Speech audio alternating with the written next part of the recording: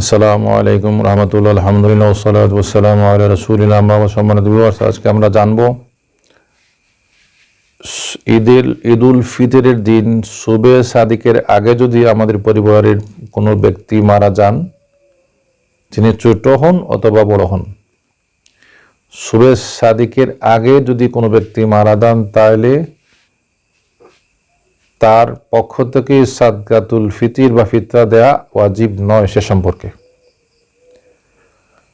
তো ফতোয়া রহিমা কিতাবের 7ম খণ্ড 197 পৃষ্ঠার মধ্যে সে বিষয়ে আলোচনা রয়েছে যে যেহেতু সাদকাতুল ফিতির ওয়াজিব হয় শাওয়াল মাসের 1ম তারিখের শুবে সাদিক শুরু হয়ে গেলে, অর্থাৎ রমজান মাসের পরে যে মাস আসে সে মাসের নাম হচ্ছে শাওয়াল মাস।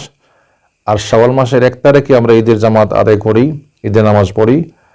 তো ওই শাওয়াল মাসের 1ম তারিখ শুবে সাদিকের আগে যদি কোনো ব্যক্তি মারা যান তাহলে তার উপর সাদকাতুল ফিতির ওয়াজিব নয়। আর যিনি ওই ঈদের দিন শুবে সাদিকের পরে জন্মগ্রহণ করেছেন তার উপরও সাদকাতুল ফিতির ওয়াজিব নয়। অর্থাৎ যিনি শুবে সাদিকের আগে জন্মগ্রহণ করবেন তার উপর সাদকাতুল ফিতির ওয়াজিব আদায় হবে, দিতে হবে। অবশ্য সে নাবালিগ শিশুর পক্ষ থেকে তার বাবাই আদায় করবেন।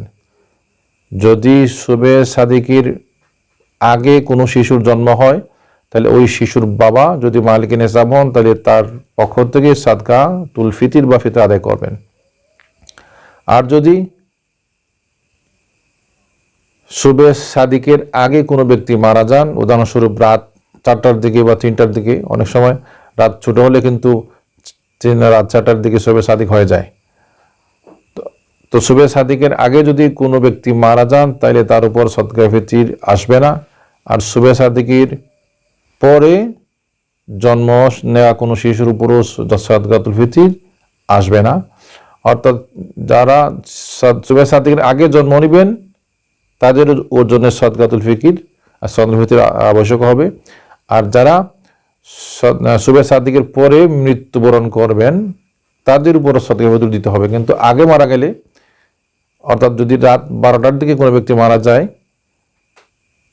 রমজানের শেষ দিন, তাহলে ওই ব্যক্তির পক্ষ থেকে সাদকাতুল ফিতির দিতে হবে না, যেহেতু সাদকাতুল ফিতিরটা আবশ্যক হয় কখন? যখন শুবে সাদিক শুরু হয় শাওয়াল মাসের 1ম তারিখের।